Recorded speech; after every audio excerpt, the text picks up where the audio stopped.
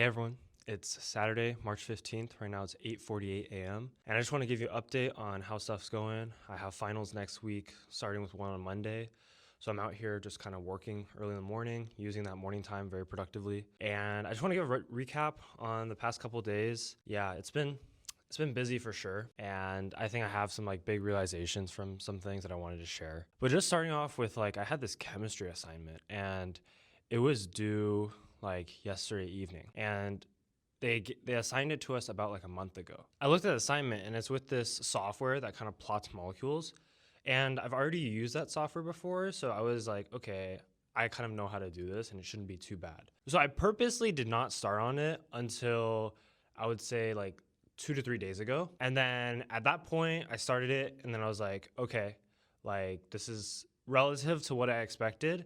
And I blocked out those like 2 to 3 days just to only work on that project. And I wanted to share something that I've started to realize about like how I work that might be differently from most people, or it may be also like a flaw, is I tend to procrastinate, but in a very weird way.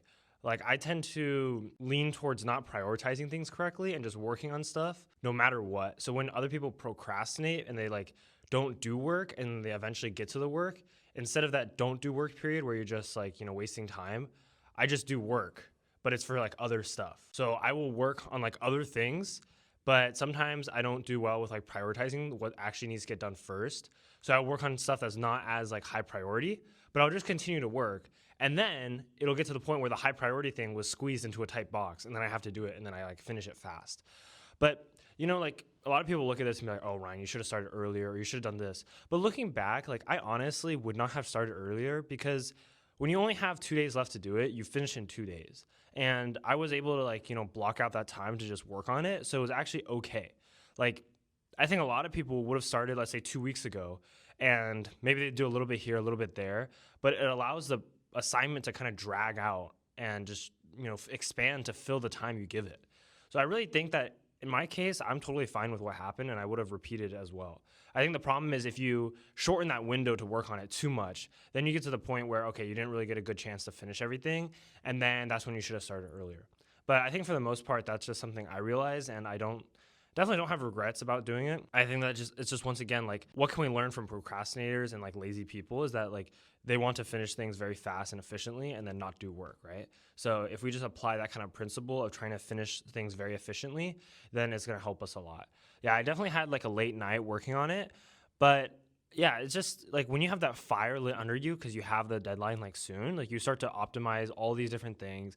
You start to find like all these different pieces of time and you start to like really, really lock in. Like there is like a level to, locked in and like really locked in. So you just like really maximize everything. You do like so much in like a very short amount of time. I think that's a big lesson because a lot of people will say like, oh, I don't have time to do this or make up some other excuse. But the reality is if you were forced to, you could do it. So like we always can do more. We're always like actually capable of more than we think usually. And it's like in these cases where you have that fire lit under you and you're kind of working very furiously towards the end, I think I'm starting to like realize that. And it's like opening my eyes to that. And just with that anecdote, I wanted to make a point is like when you make a decision, accept the consequences. Don't be like these people who make excuses for like, oh, it didn't happen this time because of XYZ or like, oh, I'll get it next time. Like when you make a decision and you fail, that's like all you, right? And when you make a decision and you win, that's all you. But just accept it. Don't try to shy away from the responsibility because as soon as you start holding yourself accountable, then it's like a lot easier to try to reflect on, okay, what can I do to improve? How can I just like refine my schedule, refine what I'm doing to just get better and just be very objective about it. So many people are like out here just not taking responsibility for their actions and they're just shying away from all the things that are actually going to help them grow in the end. Like in this situation, if I fail this assignment, it's totally my fault. I made the wrong decision and like I recognize that. I don't think a lot of people will actually say that it is their fault that they did. They'll make up some excuse like, oh, the class should have been easier. They should have gave us more time. Or like the teaching assistants weren't very helpful. All this stuff. Like, no, it's just you. Like you made the decision, so accept the consequence. I think so many times we look for external factors. We look for, oh, who can I put the blame to so it's not my fault? But when you make it your fault, you start to realize, okay, I need to fix it. And then that's how you get better. And then you fix it. From this kind of story, I think the biggest thing I need to realize is like prioritization is super key.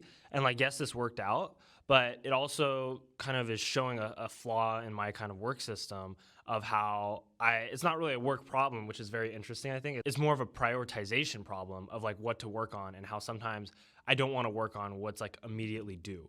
So that's just like being fully transparent. And like by realizing this is going to help you because now when I move forward, at least I know that and I can try to identify it. I can try to stomp it out as soon as it starts to happen.